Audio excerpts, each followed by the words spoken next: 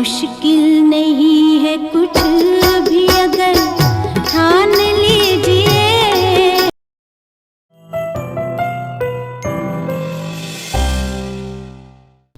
नमस्कार मित्रांनो, thinking mind RJ या यूट्यूब चॅनलवर तुम्हा सर्वांचं पुन्हा एकदा स्वागत आहे. सीधी बात नो बकवास. आज मी करमाड या ठिकाणी आलो आहे आणि भोसले साहेब आहेत आणि गणेश सर आहेत. सर तुमचा परिचय द्या, आपण 2 मिनिटं बोलूयात नंतर काय बोलायचं. नमस्कार, मी गणेश उकरडे.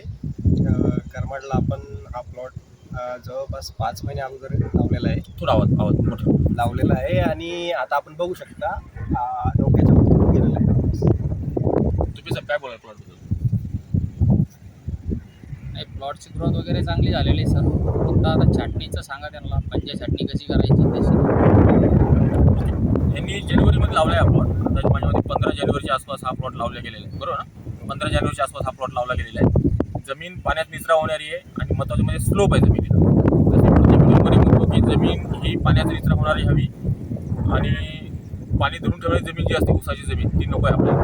त्यामुळे ही पाण्याचा निचरा होणारी जमीन आहे, त्यामुळे 1 एकर यांनी प्लॉट लावलेला आहे आणि हार्डली 4.5-5 महिने झाले त्या प्लॉटला. आणि या प्लॉटला आता छाटणी करायची का नाही करायची या दुविधा मनस्थितीमध्ये गणेश सर होते.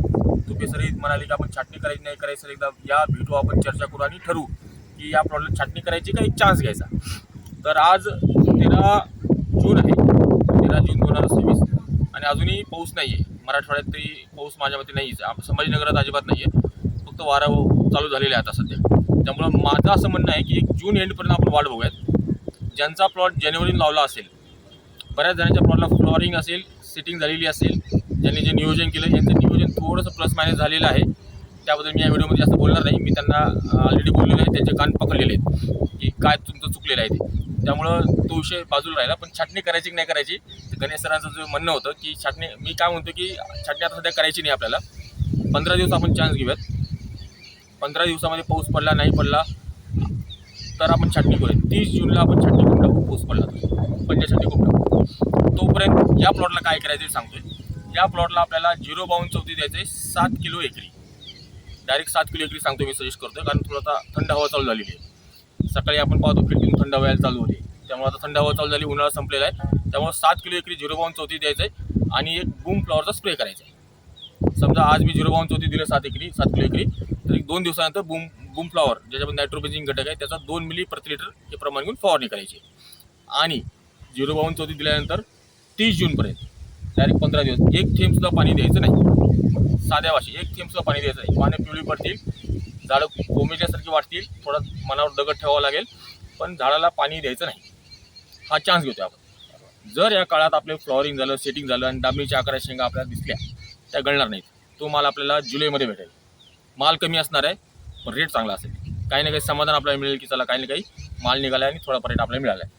मग आपण छाटणी करू शकतो. छाटणी करायची घाई करू नका. अगदी तुम्ही जून एंडला, अगदी जुलैमध्ये सुद्धा छाटणी केली तरी चालेल.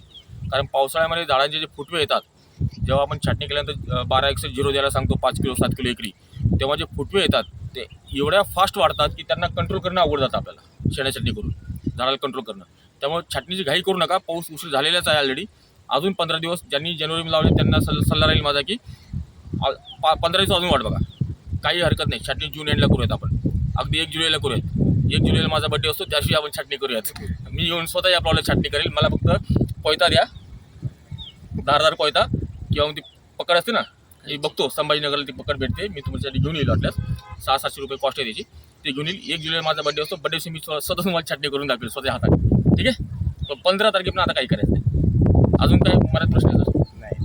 7 छाटणी कशी करायची ते 15 दिवसापासून माझ्या टचमध्ये होती. या सर किती किलोमीटर आहे संभाजीनगर? 20 किलोमीटर माझं येणं झालं नाही, पण आज आलो आहे. आणि यांच्यात मला जी दुविधा मनस्थिती होती, सर नेमकं काय करावं तुम्ही सांगा आता. तर मी त्यांना सांगितलं छाटणी करायची नाही. तरी त्यांना जेव्हा छाटणी करायची असेल तर पंचा छाटणी कशी करायची मागच्या व्हिडिओमध्ये सांगितलं होतं आपण. गाडी जळगावच्या ह्याच्यामध्ये ठोंबरच्या म्हणजे प्लॉटमध्ये सुद्धा यांना सुद्धा एक पंचा छाटणी करून दाखवतो. छोटीशी कैची यांनी करून दाखवतो. सर थोडं जवळ आहे. आता हे झाड घेऊयात आपण.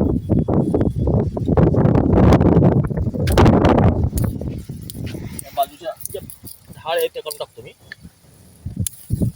दिसलं सोपं होईल.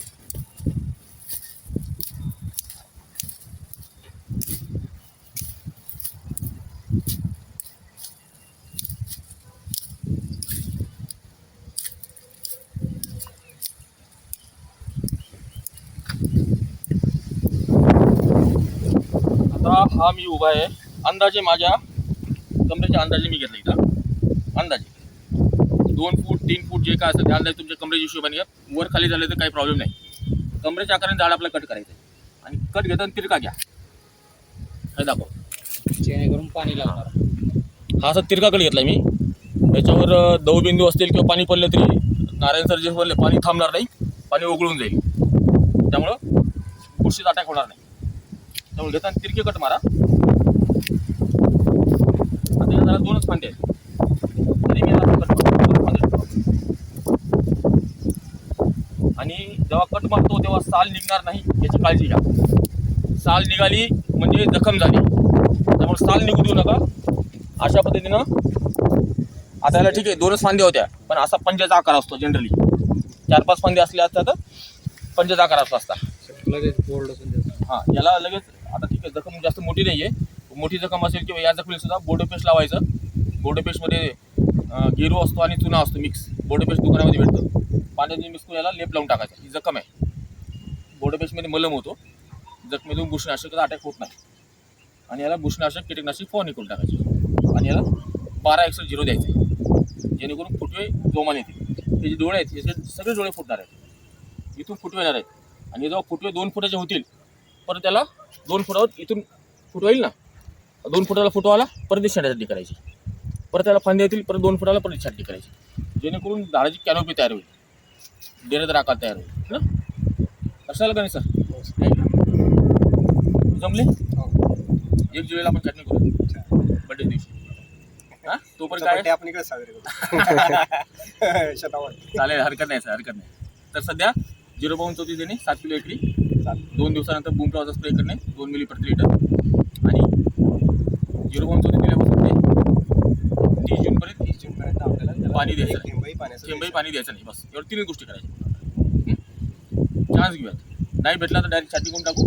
सप्टेंबरनंतर बेसल डोस भरू, प्रत्येक पावसाला बेसल डोस भरून आपण पुढचं नियोजन करूयात.